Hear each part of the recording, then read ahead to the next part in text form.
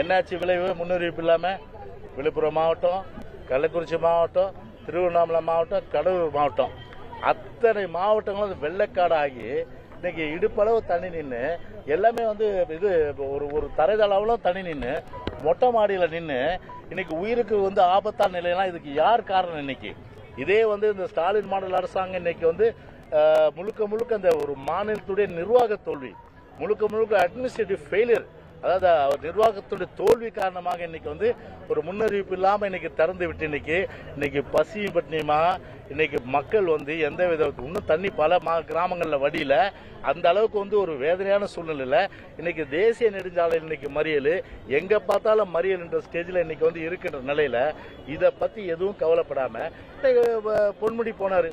என்னாச்சு விளைவு? மக்கள் ஆக்ரோஷமா சேத்தவாரி தூக்கி வீசினாங்க.